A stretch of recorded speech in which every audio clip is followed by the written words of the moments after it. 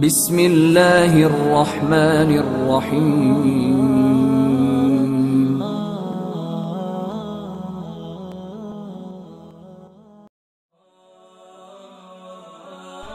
وَيَوْمَ يَعَضُّ الظَّالِمُ عَلَى يَدَيْهِ يَقُولُ يَا لَيْتَنِي اتَّخَذْتُ مَعَ الرَّسُولِ سَبِيلًا۔ اللہ تعالیٰ سورۃ الفرقان آیت نمبر 27 میں فرماتے ہیں، قیامت والے دن ظالم شخص جو ہے اپنی انگلیوں کو کاٹے گا اور کہے گا اتخذت مع الرسول سبیلا، کاش میں نے رسول کا راستہ چنا ہوتا، یا ویلتا، ہائے کاش، لیتنی لم اتخذ فلانا خلیلا، کاش میں نے فلانے آدمی کو دوست نہ بنایا ہوتا، لقد اضلنی عن الذکر بعد اذ جاءنی، اس نے تو مجھے گمراہ کر دیا قرآن کے آنے کے بعد، وَكَانَ الشَّيْطَانُ لِلْإِنسَانِ خَذُولًا، اور شیطان جو ہے انسان کا کھلا دشمن ہے اور اس کو بے یار و مددگار چھوڑ دیتا ہے۔ وَقَالَ الرَّسُولُ يَا رَبِّ إِنَّ قَوْمِي اتَّخَذُوا هَذَا الْقُرْآنَ مَهْجُورًا،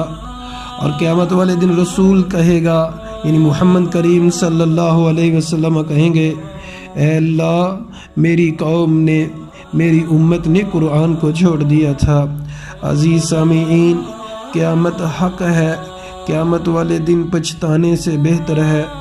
آج ہم اپنا قبلہ درست کر لیں، آج ہم اپنی اصلاح کر لیں، کل کے لیے کیا بھیجا ہے ہم اس کو دیکھ لیں، تاکہ کل کا پچھتاوا نہ رہے، کل کو پچھتانا نہ پڑے۔ دوسری جگہ پہ اللہ تعالیٰ فرماتے ہیں قیامت والے دن انسان خواہش کرے گا،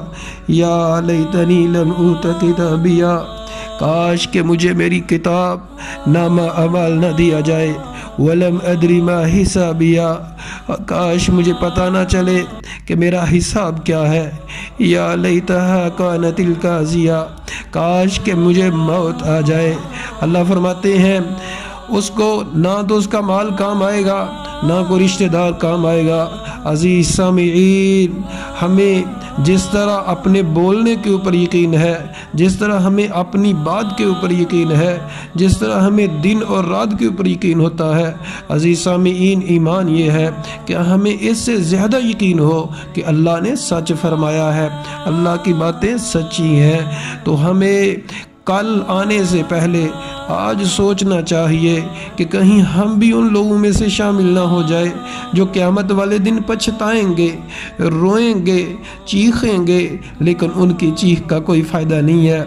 آج ہمارے پاس وقت ہے، ہم اپنا محاسبہ کر لیں، ہم اپنی فکر کر لیں۔ اللہ سے دعا ہے اللہ تعالی ہمیں اپنے انجام کو یاد رکھنے کی اور محاسبہ کرنے کی توفیق عطا فرمائے۔